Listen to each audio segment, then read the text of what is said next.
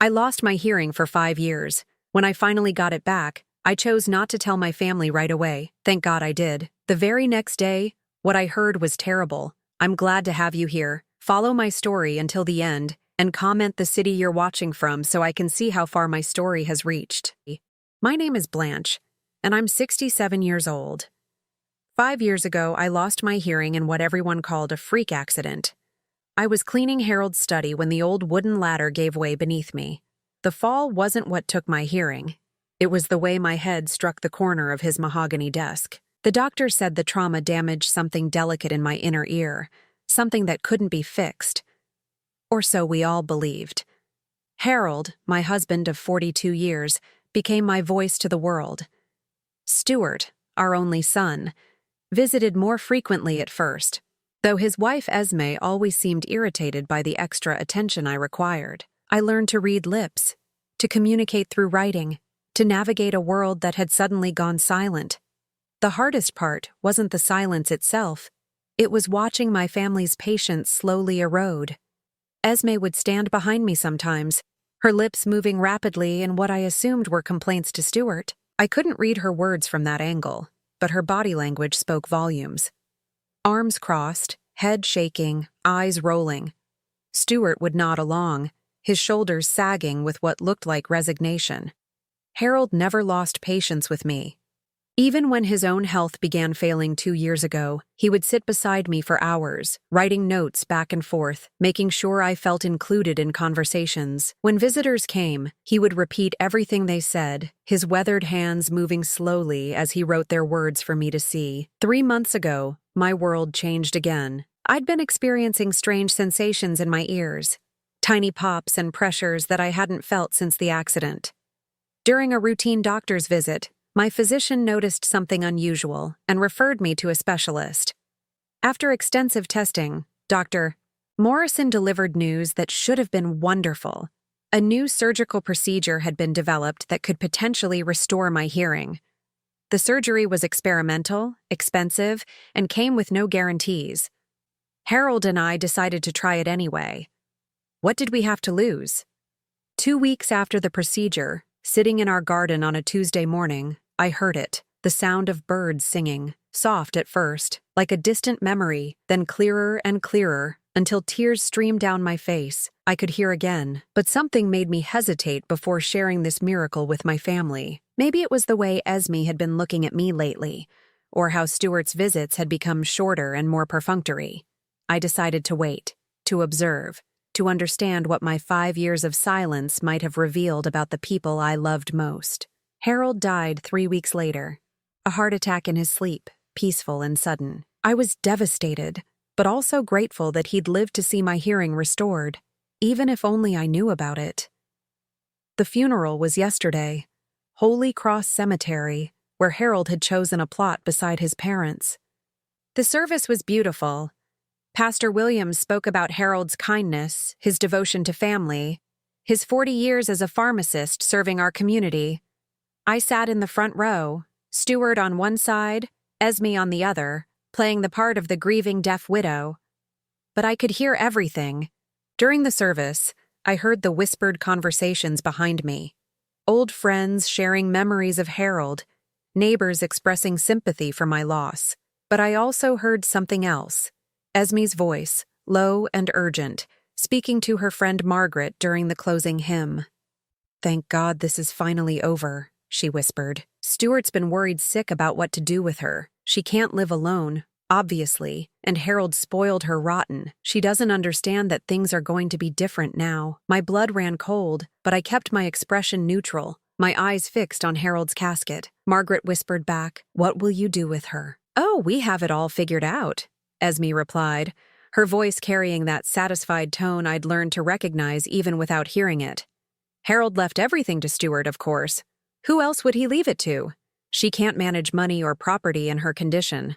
We'll find her a nice facility somewhere, sell the house, and finally start our real life together." The hymn ended, and people began filing out. I sat frozen, processing what I'd just heard. Esme believed Harold had left everything to Stuart. She was already making plans to institutionalize me and sell my home. At the graveside, as dirt fell onto Harold's casket, I listened to more conversations. Stuart's voice, uncertain and guilty. Mom seems so lost. Maybe we should wait before making any big decisions. Esme's response was sharp. She'll adjust. She has to. We can't put our lives on hold forever, Stuart. Your father understood that. Why do you think he arranged things the way he did? After the burial, people gathered at our house, my house, though Esme clearly didn't see it that way. I moved through the rooms like a ghost, accepting condolences I could now hear clearly. Most people spoke directly to Stuart or Esme, as if my deafness made me invisible, but I was listening to everything. In the kitchen, while I sat at the table looking appropriately vacant, Esme spoke to her sister on the phone. No, she doesn't suspect anything. How could she? She can barely function on her own. Stuart feels guilty, but he knows I'm right. The woman can't even hear a smoke alarm. What if there's a fire? What if she falls again? We'd be liable. Her sister's voice was too quiet for me to catch, but Esme's response chilled me. Of course we'll be respectful about it. We're not monsters. But Harold's gone now, and somebody has to make the practical decisions. She certainly can't. As the last guest left, I retreated to my bedroom, claiming exhaustion. But I could hear Stuart and Esme in the living room below, their voices carrying up through the old house's thin floors. I still think we should give it more time, Stuart was saying. She's grieving. We're all grieving. Time won't change the facts, Esme replied. She's 67, deaf, and alone. The longer we wait, the harder it'll be for everyone. Your father knew this day would come.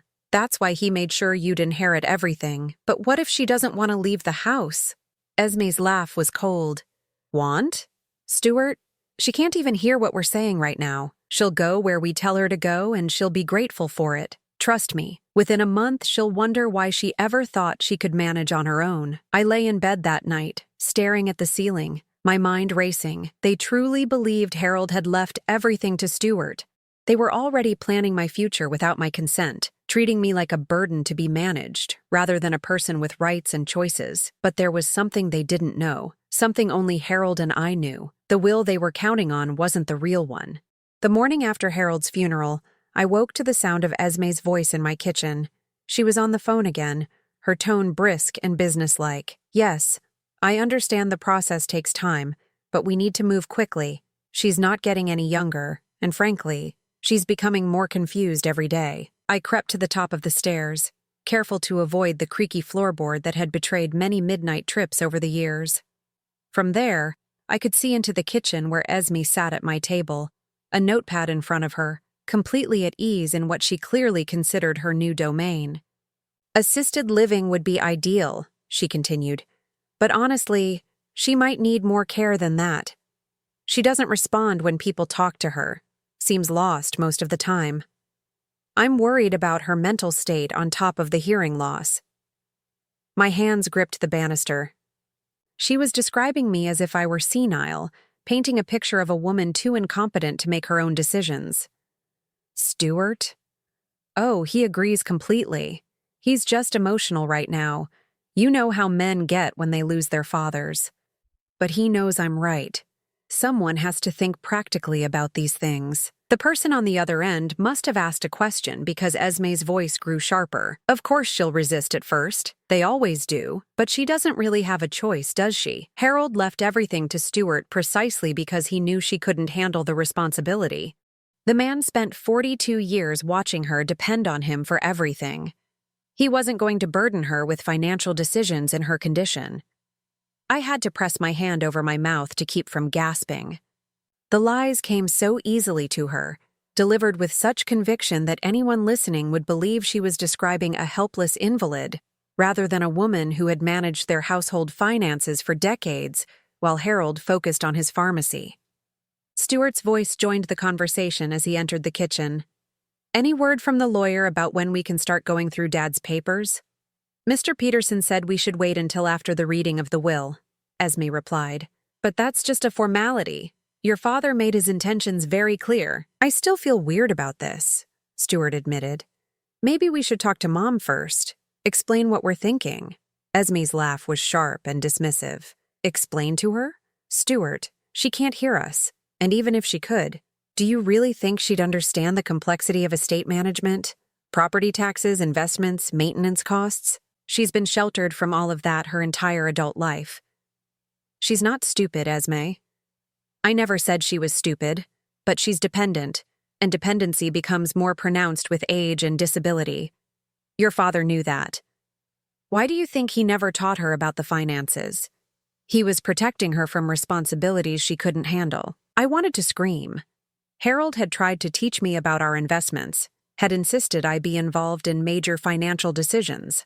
I was the one who had managed our household budget, who had negotiated with contractors, who had researched and chosen our insurance policies, but apparently Esme had never bothered to notice any of that. Besides, she continued, what kind of life would she have rattling around in this big house all alone?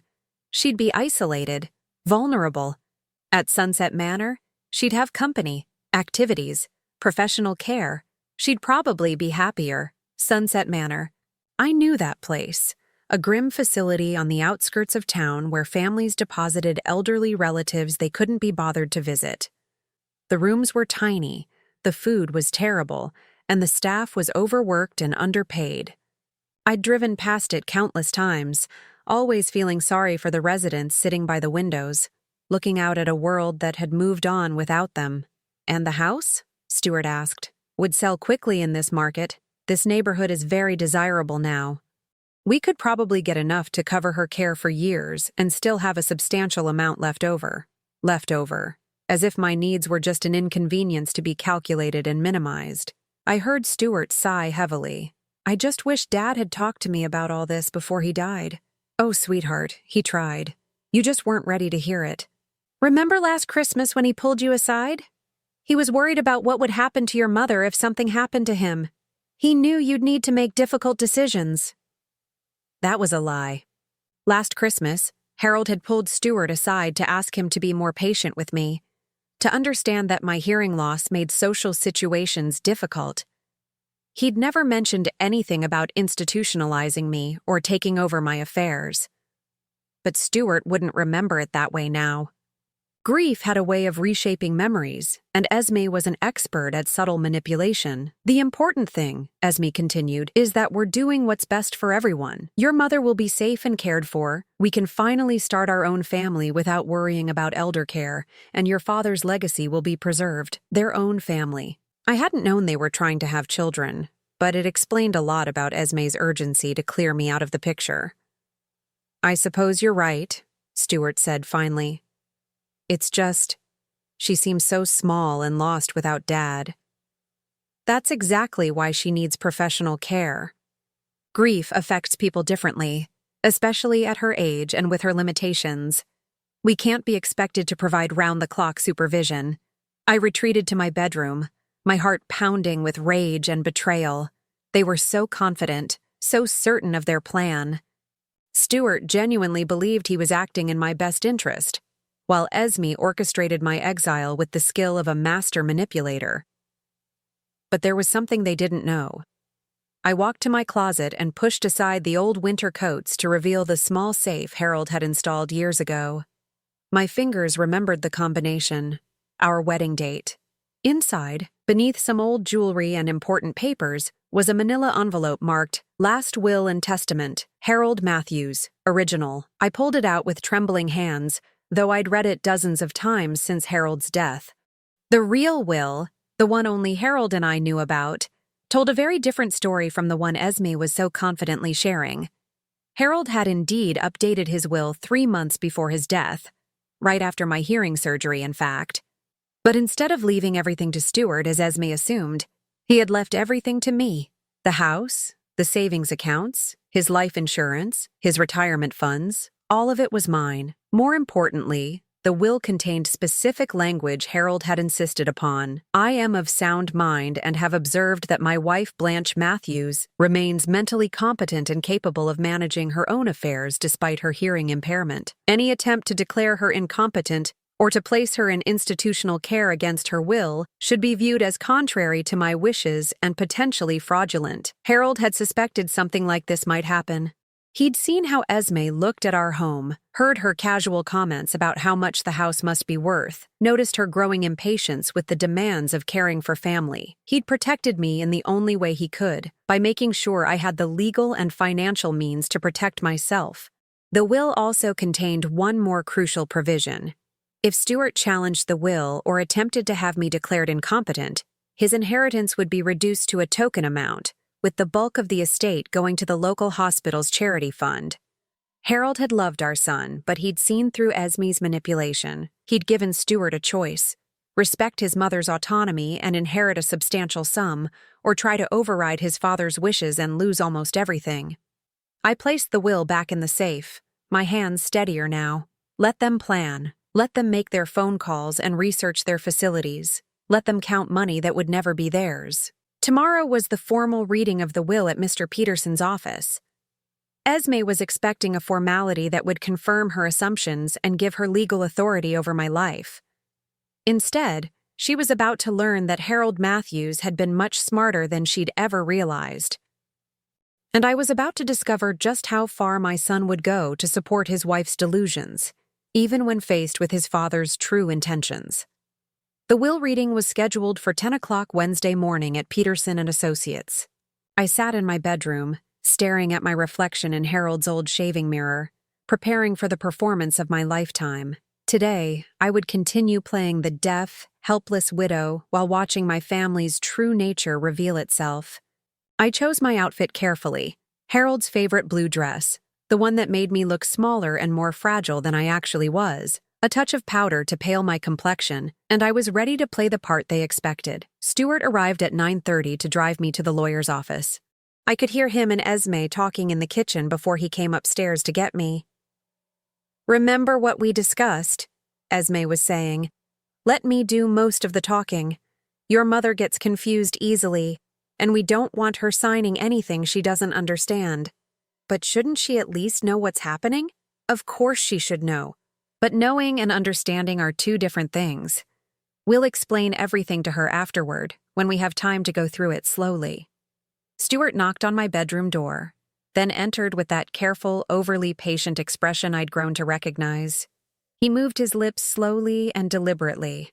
"Time to go, Mom. Lawyer." I nodded and gathered my purse, inside which I'd hidden a small digital recorder, a gift from Harold last Christmas that I'd never had reason to use until now. I wanted every word of today's proceedings documented. The drive to Mr. Peterson's office was silent, except for the radio. I stared out the window, but I could hear Esme whispering instructions to Stuart.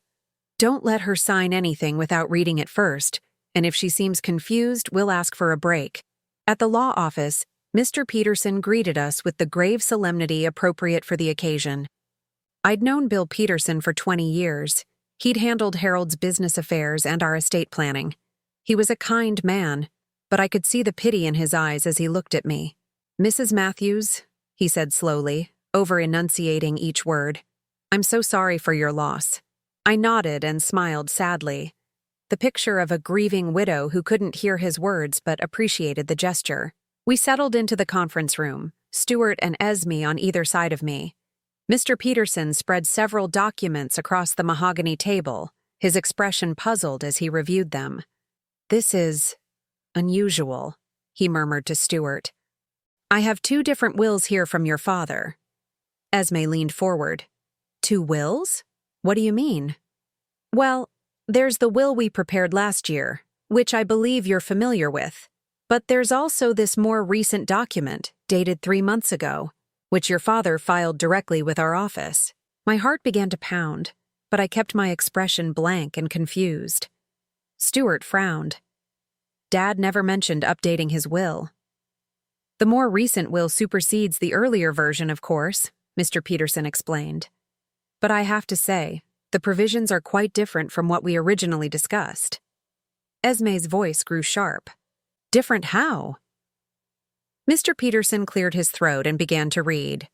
"I, Harold James Matthews, being of sound mind and body, do hereby revoke all previous wills and testaments." As he continued reading the opening paragraphs, I watched Esme's face. She was confident, almost smug, clearly expecting to hear Stuart's name as the primary beneficiary. Then Mr. Peterson reached the crucial section. I leave my entire estate, including my home at 1247 Elm Street, all bank accounts, investments, life insurance proceeds, and personal property, to my beloved wife, Blanche Eleanor Matthews. The silence in the room was deafening. Esme's mouth fell open. Stuart blinked rapidly, as if trying to process what he'd heard. There must be some mistake, Esme finally said. Harold told us. I mean, we understood that Stuart would inherit the house and primary assets. Mr. Peterson shook his head. The will is very clear, Mrs. Stuart Matthews. And there's more. He continued reading. I have observed that my wife remains mentally competent and fully capable of managing her own affairs, despite her hearing impairment. Any attempt to declare her incompetent or to place her in institutional care against her expressed wishes should be viewed as contrary to my intentions and potentially actionable. Esme's face had gone white. This is impossible. Harold knew Blanche couldn't handle financial responsibilities. She's deaf, for God's sake. She can barely function on her own. There's also a provision for your husband, Mr. Peterson told Esme, then read, To my son Stuart Matthews, I leave the sum of $50,000, contingent upon his respect for his mother's autonomy and his acceptance of her right to live independently. Should he challenge this will or attempt to have his mother declared incompetent, this bequest shall be reduced to $1, with the remainder of my estate going to St. Mary's Hospital Charity Fund. The room fell silent again. I could practically hear Esme's mind racing, trying to figure out how to salvage her plans. Stuart finally spoke. I don't understand. Dad never said anything about this to me. Your father came to our office privately 3 months ago, Mr. Peterson explained. He said he wanted to ensure your mother would be protected and have the means to live independently. He was very specific about the language regarding her competency. Esme's voice was strained. But she can't live alone. She's deaf. What if there's an emergency? What if she falls? What if someone tries to take advantage of her? Mr. Peterson looked at me with concern. Mrs. Matthews, do you understand what we've just read? Do you have any questions about your inheritance? I stared at him blankly, tilting my head as if trying to read his lips. Then I looked at Stuart with confusion, my performance picture perfect. Stuart sighed heavily. She doesn't understand, Mr. Peterson. She's been like this since Dad died, even more withdrawn than usual. Perhaps we should arrange for a competency evaluation, Esme suggested quickly, just to be safe. I'm sure Harold would have wanted safeguards in place. Mr. Peterson frowned. Mrs. Stuart Matthews, your father-in-law specifically included language to prevent such evaluations unless Mrs. Matthews herself requests one. He was very concerned about protecting her from external pressures. I watched Esme's jaw clench. Harold had outmaneuvered her completely, and she was beginning to realize it. What happens now? Stuart asked. Now Mrs. Matthews takes possession of her inheritance. The house is already in her name as joint property, so there's no transfer needed there. The financial accounts will need to be updated, but that's a straightforward process. Esme tried one more angle. Surely there's a waiting period, time for her to consider her options. There's no waiting period required, Mr. Peterson replied. Mrs. Matthews is the legal owner of these assets as of her husband's death. As we prepared to leave, Mr. Peterson handed me a folder containing copies of all the documents. Mrs. Matthews, he said gently, if you need any help understanding these papers or managing your affairs, please don't hesitate to call our office. I nodded and smiled, clutching the folder to my chest like a confused elderly woman who didn't understand its significance. The drive home was tense. I could feel the anger radiating from Esme, while Stuart seemed genuinely bewildered. I can't believe Dad did this without talking to us, Stuart said finally. Oh, he talked to us, Esme replied, her voice ice cold. He just didn't tell us the truth. The question is why. Maybe he was protecting Mom? Protecting her from what? From us? We're her family, Stuart. We want what's best for her. Maybe Dad didn't see it that way. Esme's laugh was bitter. Your father was a pharmacist, not a fortune teller. He couldn't have known how much worse her condition would get after his death. Look at her. She's completely disconnected from reality. I kept my gaze fixed on the passing scenery, but I could hear every word, could feel the tension building between them. "What do we do now?" Stuart asked. "We adapt," Esme said grimly. "We find another way to help her, because whether your father intended it or not, he's put her in a very vulnerable position. Someone needs to look out for her interests." Back at the house, they helped me inside and settled me in the living room. I sat quietly while they talked in the kitchen, their voices carrying clearly to where I sat. "This changes everything," Esme was saying. "She's sitting on $250,000 in assets, and she doesn't even understand what that means." "Maybe that's the point," Stuart replied. "Maybe Dad wanted her to be able to live comfortably without having to worry about money." "Stuart, your mother can't write a check without help. How is she supposed to manage property taxes, home maintenance, investment decisions? She'll be a target for every scam artist and predator in the state. So what are you suggesting?" "I'm suggesting we help her. Whether she inherited everything or not, she still needs family support. We move in here temporarily, help her adjust, make sure she's not taken advantage of." I felt a chill run down my spine. They couldn't control the inheritance, so now they wanted to control me directly. "Move in here?" Stuart sounded uncertain. "Just temporarily, until she gets her bearings. This house is huge. There's plenty of room. And think about it. If something happens to her, if she gets confused and signs something she shouldn't, or if someone convinces her to change her will, what then? At least if we're here, we can protect her." "Protect me." The word tasted like poison in my mind. "I suppose it makes sense," Stuart said slowly. "She shouldn't be alone right now." "Exactly. And Stuart, your father may have left her the money, but he still left you $50,000. That's nothing to sneeze at. We can use that to help with her care, make some improvements to the house, maybe hire someone to help with the heavy work." I closed my eyes, understanding their new plan perfectly. They couldn't inherit my money, so they would position themselves as my caretakers and protectors. They would move into my house, spend my inheritance on improvements for my benefit, and slowly take control of every aspect of my life. And because I was supposedly deaf and increasingly confused, no one would question their authority to make decisions for me. But they had made one crucial mistake. They had no idea I could hear every word they said. By Friday, Esme had orchestrated their move into my house with military precision. I watched from my bedroom window as Stuart carried boxes and suitcases from their car, his movements hesitant and uncomfortable. Esme, however, directed the operation like a general claiming conquered territory. "Put our things in the master bedroom," I heard her tell Stuart. "Your mother can move to the smaller room down the hall. It'll be easier for her. Less space to get confused in." My master bedroom. The room I'd shared with Harold for over 40 years, where I'd nursed him through his final illness, where his scent still lingered on the pillows. I came downstairs as they were rearranging furniture, moving my personal items out of what Esme apparently considered their space now. "Oh, Blanche!" Esme greeted me with false brightness, speaking slowly and loudly as if volume could penetrate my supposed deafness. "We're just getting settled. Stuart and I are going to stay here for a while to help you adjust." I stared at her blankly, then looked around at the boxes and displaced furniture with apparent confusion. Stuart approached me with obvious guilt written across his face. "Mom, we thought. With Dad gone. You shouldn't be alone right now."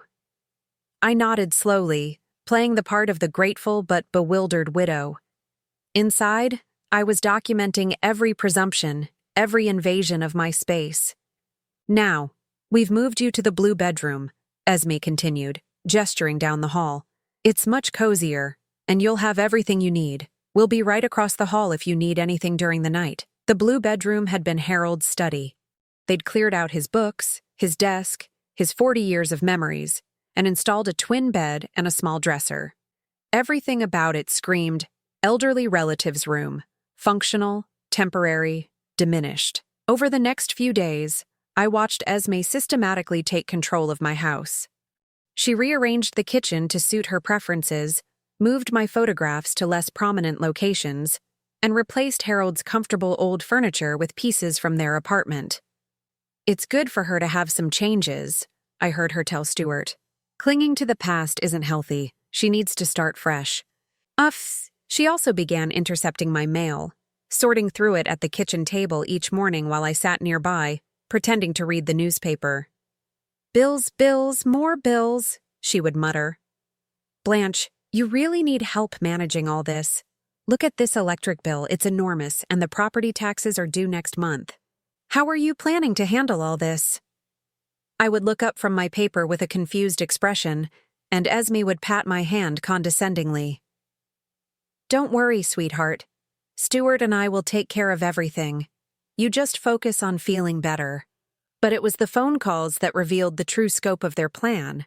The first one came Tuesday morning while I was in the garden, supposedly tending to Harold's roses, but actually listening through the open kitchen window. "Yes, this is Esme Matthews, calling about my mother-in-law, Blanche Matthews," she said in her most professional voice. "She recently inherited a substantial estate, but I'm concerned about her ability to manage her affairs. She's deaf and showing signs of confusion since her husband's death." I couldn't hear the other side of the conversation, but Esme's responses painted a clear picture.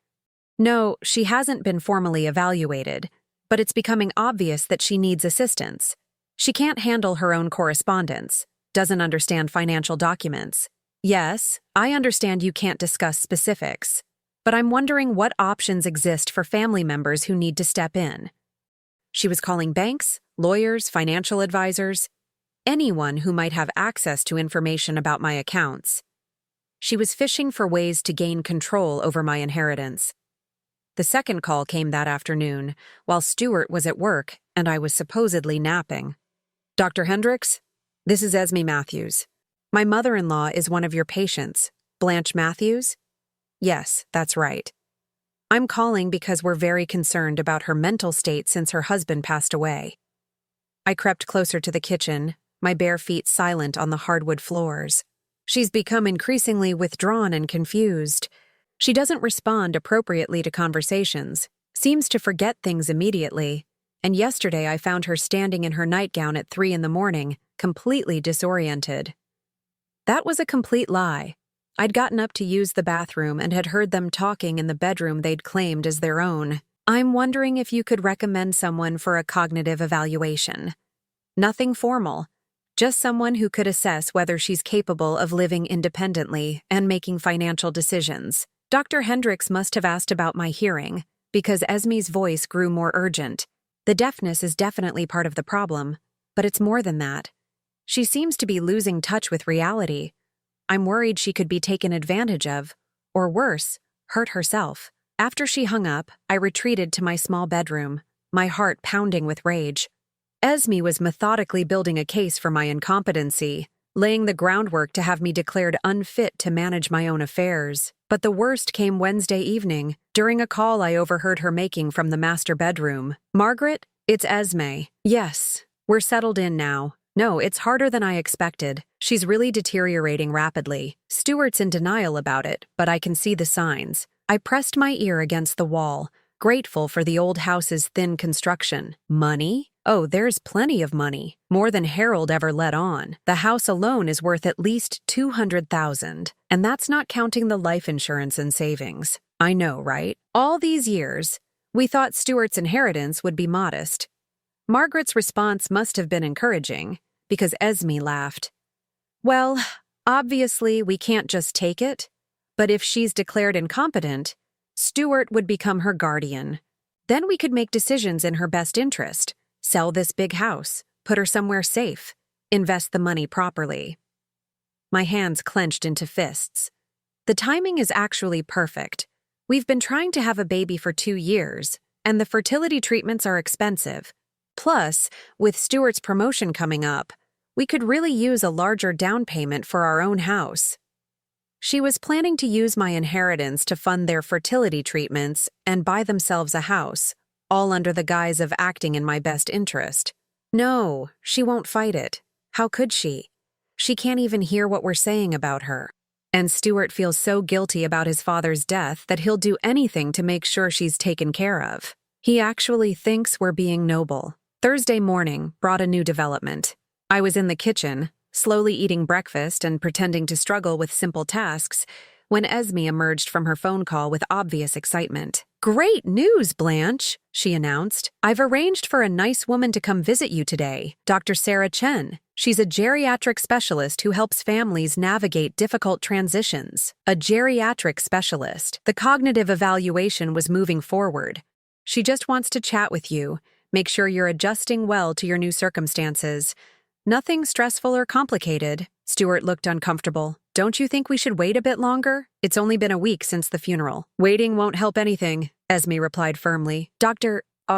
Chen says the sooner we establish a baseline, the better we can track any changes in her condition." "But what if Mom doesn't want to be evaluated?" Esme's smile was cold. "Stuart, look at her. She doesn't understand what an evaluation is. We're her family. It's our responsibility to make sure she gets proper care." I continued eating my toast, chewing slowly and staring at the table as if I couldn't hear their conversation about my future. But inside, I was calculating. Dr. Chen would arrive this afternoon. She would ask me questions, observe my responses, and write a report that Esme would use to justify taking control of my life. Unless I was ready for her, I excused myself and went to my small bedroom, where I retrieved the digital recorder from my purse. For the past week, I'd been documenting every conversation, every lie, every manipulation. I had hours of recordings proving that Esme was deliberately misrepresenting my condition and plotting to steal my inheritance. But more importantly, I had the real will, safely locked away in Harold's old safe. The will that not only left everything to me, but specifically warned against exactly what Esme was trying to do. I also had something else, something I'd discovered while going through Harold's papers after the funeral. A letter addressed to me, sealed and marked, to be opened only if Blanche feels threatened or pressured by family members after my death. I'd been saving it, hoping I would never need it, but today seemed like the right time. With trembling fingers, I broke the seal and unfolded Harold's familiar handwriting. "My dearest Blanche, if you're reading this, then my worst fears have come true. I pray I'm wrong, but I suspect that Esme will try to take advantage of your situation after I'm gone. She's been too interested in our finances, too eager to discuss what will happen to you if something happens to me. I've seen the way she looks at this house, heard her comments about your limitations. I want you to know, you are not limited. You are not helpless. You are the strongest woman I've ever known, and you deserve to live your remaining years with dignity and independence. If anyone tries to force you into care you don't want, or tries to take control of the inheritance I've left you, fight them. The will protects you legally, but you must protect yourself personally. Don't let them convince you that you're incapable. Don't let them steal the life we built together. You have more strength than they realize. Use it. All my love, Harold." I folded the letter carefully and placed it back in the envelope. Harold had known. He'd seen through Esme's manipulation and had tried to protect me the only way he could. Now it was time to protect myself. Dr. Chen was due to arrive at 2 o'clock. That gave me 4 hours to prepare for the performance of my life. Not the performance of a confused, helpless woman, but the performance of someone ready to take back control of her own story. Dr. Sarah Chen arrived promptly at 2 o'clock, a petite woman in her 40s with kind eyes and a gentle demeanor. I watched from my bedroom window as Esme greeted her at the front door, playing the role of the concerned daughter-in-law to perfection. "Dr. Chen, thank you so much for coming. I'm Esme Matthews. We spoke on the phone. This is such a difficult time for all of us." I made my way downstairs slowly, deliberately appearing frail and uncertain. Esme immediately rushed to my side, her hand on my arm in a gesture that looked protective but felt controlling. "Blanche, this is Dr. Chen. She's here to visit with you for a little while." Dr. Chen smiled warmly and spoke clearly, making eye contact with me. "Hello, Mrs. Matthews.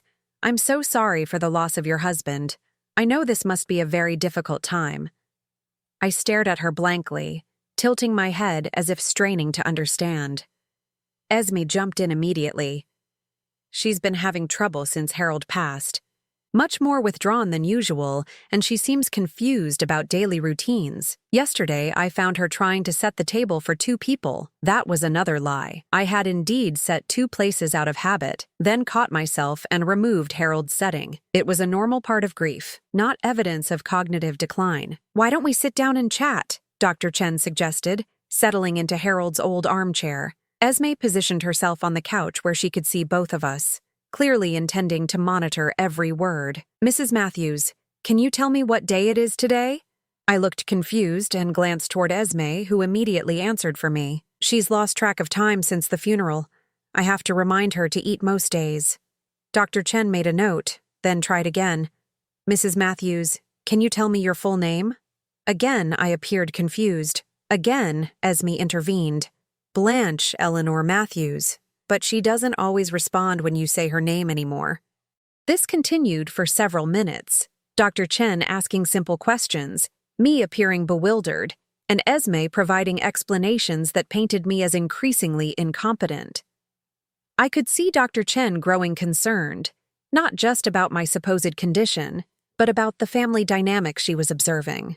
"Mrs. Matthews," Dr. Chen said gently, "would it be possible for us to speak privately for a few minutes?" Esme stiffened. "Oh, I don't think that's necessary. Blanche gets anxious when left alone with strangers. I should stay to help interpret if she doesn't understand something. I appreciate your concern, Dr. Chen replied diplomatically. "But it's standard practice for me to spend at least a few minutes alone with my patients." "But she can't hear you properly. How will you communicate?" "I have experience working with hearing-impaired patients. We'll manage." Reluctantly, Esme left the room, but I could hear her hovering just outside the door. Dr. Chen waited a moment, then leaned forward and spoke quietly. "Mrs. Matthews, I want you to know that anything you say to me is confidential. Your daughter-in-law seems very concerned about you, but I'd like to hear from you directly. How are you feeling?" I maintained my confused expression, but something in Dr. Chen's eyes made me pause. There was intelligence there, and perhaps suspicion about what she'd just witnessed. She tried a different approach. "Mrs. Matthews, I'm going to ask you some questions, and I want you to nod if you understand, even if you can't hear me perfectly. Do you know where you are right now?" I nodded slowly. "Do you know what month it is?" Another nod. "Are you comfortable with your current living situation?" I hesitated, then slowly shook my head. Dr. Chen made several notes, then did something unexpected. She pulled out her phone and opened the note-taking app, typing a message and showing me the screen. "Are you afraid of your daughter-in-law?" My heart raced. This woman was sharper than Esme had anticipated. I looked toward the door, then back at the phone, and nodded slightly. Dr. Chen typed another message. "Do you feel pressured to appear more confused than you actually are?" I stared at the screen for a long moment. This was it. The moment I had to decide whether to continue my charade or trust this stranger with the truth. Harold's letter echoed in my mind. "You have more strength than they realize. Use it." I nodded again, more firmly this time.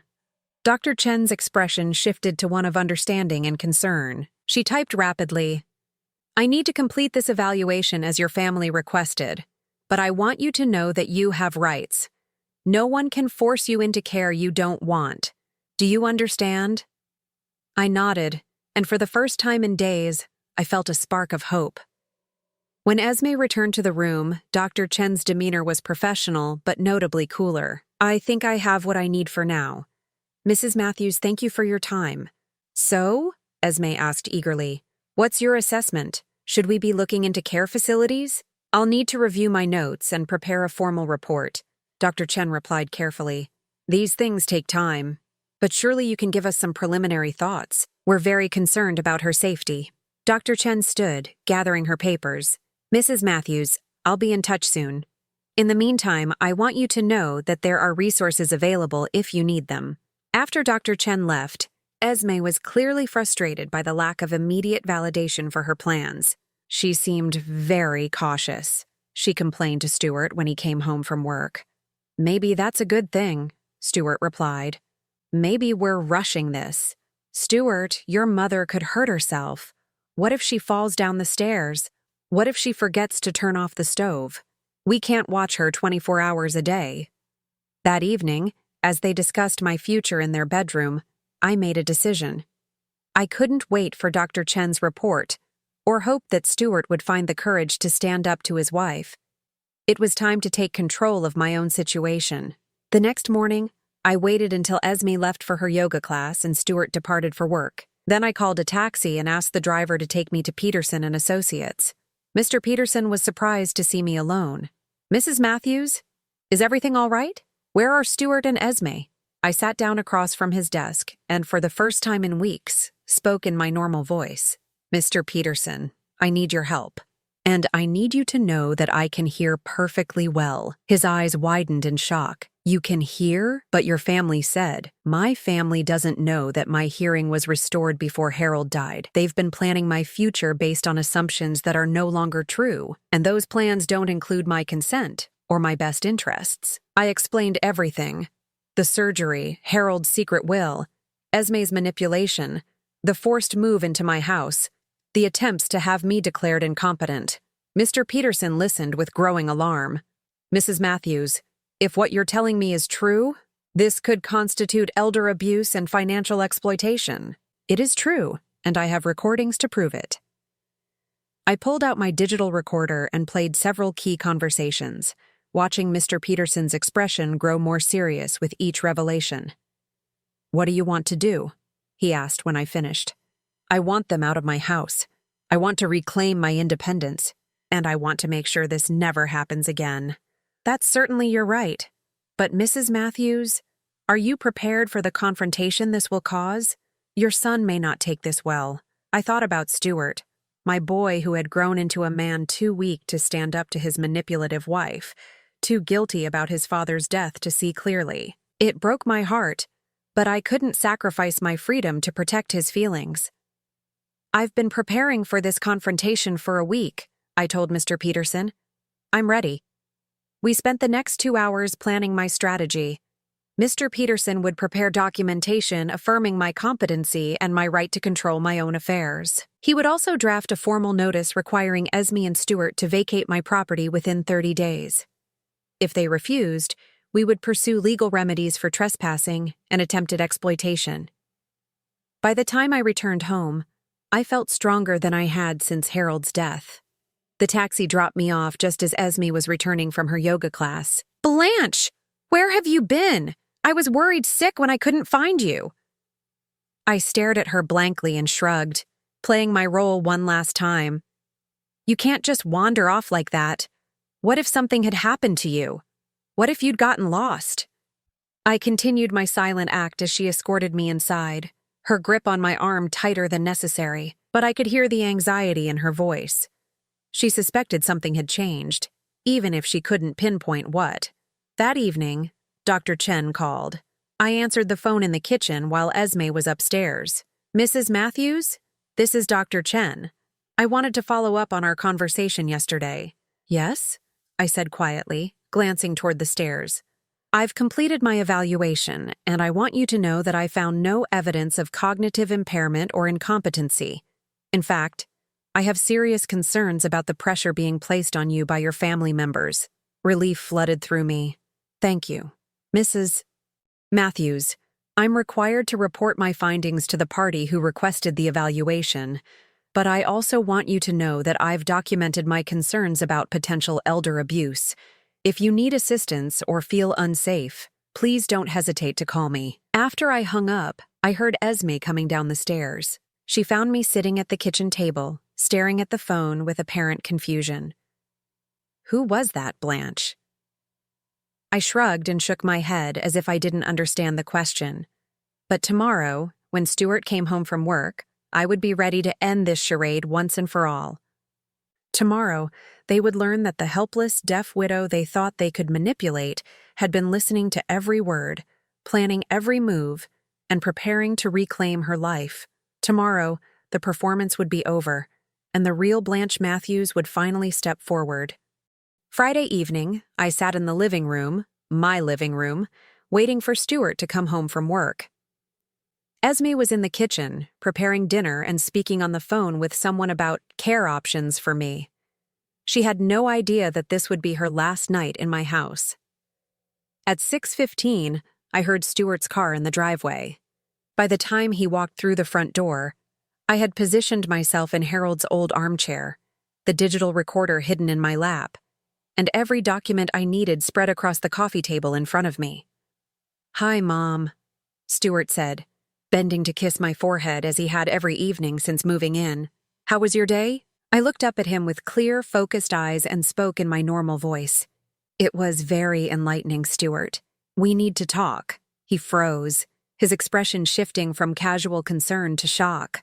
"Mom, can you hear me?" "I can hear you perfectly. I've been able to hear everything for months." Esme's voice carried from the kitchen. "Stuart, is everything okay in there?"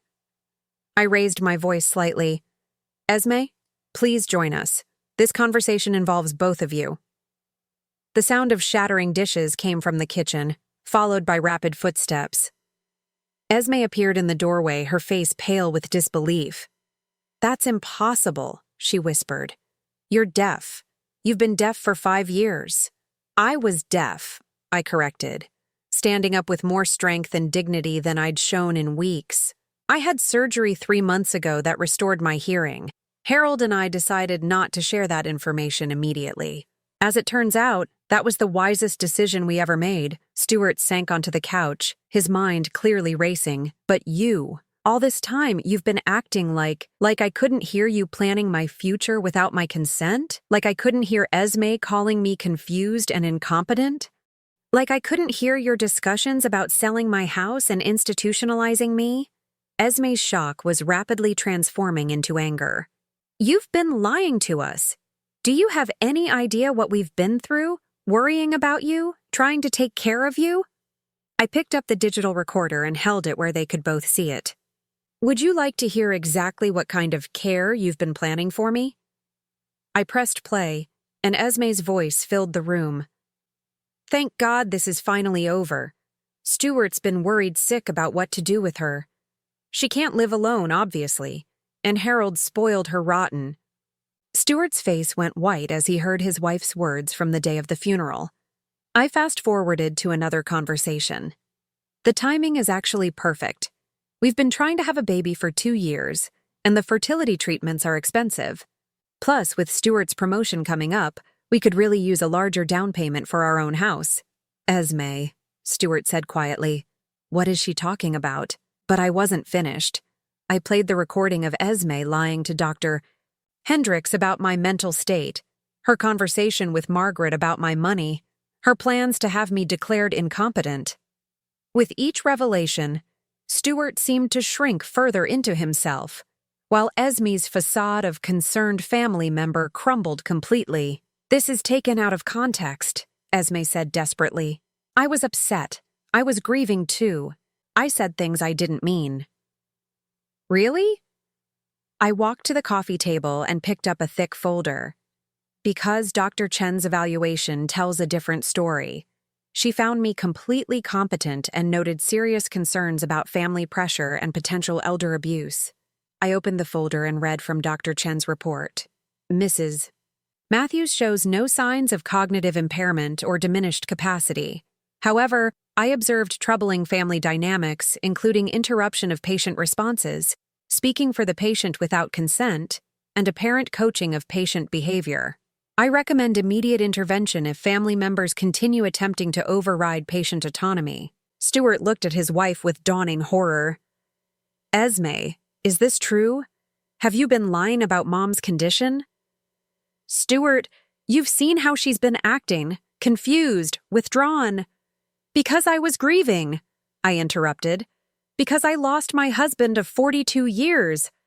But that doesn't make me incompetent, and it certainly doesn't give you the right to steal my inheritance and plan my life without my consent." I pulled out Harold's will and placed it on the table. "This is why Harold left everything to me, Stuart. Not because he didn't love you, but because he saw what was happening. He knew Esme was already planning for his death, already calculating the value of our assets." Stuart picked up the will with trembling hands, reading the section about protecting me from family pressure and potential exploitation. "Dad knew?" he whispered. "Your father was a wise man.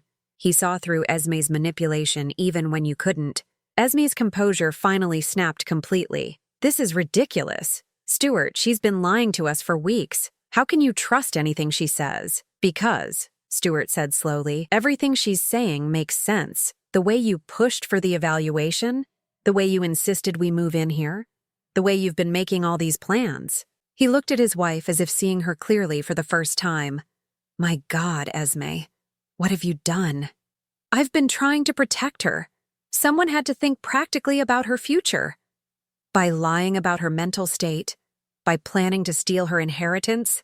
It's not stealing if it's in her best interest.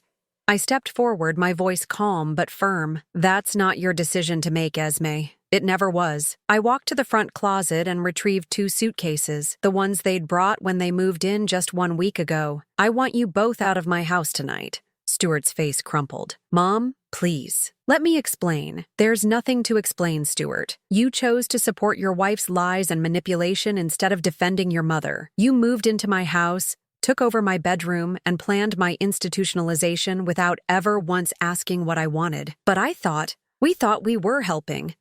No, you thought you were inheriting my money. When that didn't work out, you decided to control me instead. I handed the suitcases to Stuart. You have 1 hour to pack your belongings and leave. If you're not gone by 8 o'clock, I'll call the police and have you removed for trespassing. Esme found her voice again. You can't do this. We have nowhere to go. You have your apartment. You have your jobs. You have the $50,000 Harold left Stuart, assuming he doesn't contest the will and lose even that. This is insane, Esme shouted. Stuart, are you going to let her throw us out like this? Stuart looked between his wife and his mother, his face torn with conflict. Esme, maybe we should go. Maybe Mom needs some space. Space? Stuart, she's been lying to us. She's been recording our private conversations. This is vindictive and cruel. I felt a moment of sadness for my son, caught between his manipulative wife and the reality of what they'd tried to do to me. But my sympathy only went so far. Stuart, I said gently, you're my son, and I love you. But I won't be controlled or exploited, even by family, especially by family. He nodded slowly, tears in his eyes. I'm sorry, Mom. I thought we were doing the right thing. I know you did. That's what makes this so sad. It took them 45 minutes to pack their belongings. I watched from the living room as they carried boxes and suitcases to their car. Esme's face twisted with rage while Stuart moved like a man in a daze. Before they left, Stuart came back inside one last time. Mom, can we talk sometime? When things calm down? I looked at my son, this man I'd raised and loved, who had been so easily manipulated into betraying me, and felt a complex mix of love, disappointment, and hope. When you're ready to have an honest conversation about what happened here, and when you're ready to accept that I'm a competent adult who deserves respect, then yes, we can talk. He nodded and turned to leave, then stopped. I really am sorry. I know you are, Stuart. The question is whether you're sorry enough to change. After they left, I walked through my house, truly my house again, reclaiming each room. I moved my belongings back into the master bedroom, returned Harold's photographs to their proper places, and restored the furniture to where it belonged. In Harold's study, I found the letter he'd left for me and read it again. You have more strength than they realize. Use it. I had used it. I had protected myself, reclaimed my independence, and refused to be victimized by the people who should have protected me. The next morning, I called Mr. Peterson to let him know the situation was resolved. Then I called Dr. Chen to thank her for her support and professional integrity. But the most important call I made was to my sister Rose in California, a relationship I'd let lapse over the years because Esme had always found reasons why we were too busy for family visits. Blanche? Rose's voice was filled with warmth and surprise. I was so sorry to hear about Harold. How are you holding up? I'm doing better than anyone expected, I told her. In fact, I was wondering if you'd like a visitor. I have some traveling to catch up on. 3 months later, I'm writing this from Rose's porch in San Diego, watching the sunset over the Pacific Ocean. I sold the big house in Sacramento. Too many memories. and I wanted something smaller and more manageable. I bought a lovely little cottage near Rose, close enough for family dinners but far enough for independence. Stuart calls occasionally. We're working on rebuilding our relationship, but it's slow going. He's filed for divorce from Esme, who, it turns out, had been planning to leave him anyway once she gained control of my inheritance. Some lessons are more expensive than others.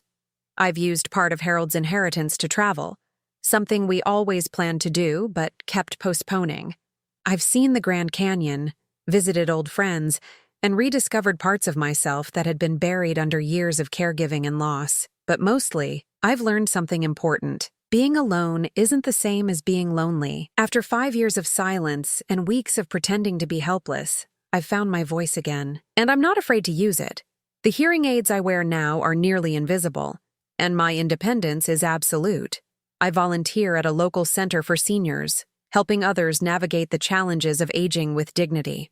I've made new friends, pursued old hobbies, and discovered that life at 67 can still hold surprises. Sometimes people ask me if I regret exposing my family's betrayal so dramatically. The answer is simple. I regret that it was necessary, but I don't regret protecting myself. Harold was right. I had more strength than they realized. More than I realized, actually. And sometimes, the greatest gift you can give yourself is the courage to use that strength, even when it means standing completely alone. Especially then. Now I'm curious about you who listened to my story. What would you do if you were in my place? Have you ever been through something similar? Comment below, and meanwhile I'm leaving on the final screen 2 other stories that are channel favorites, and they will definitely surprise you. Thank you for watching until here.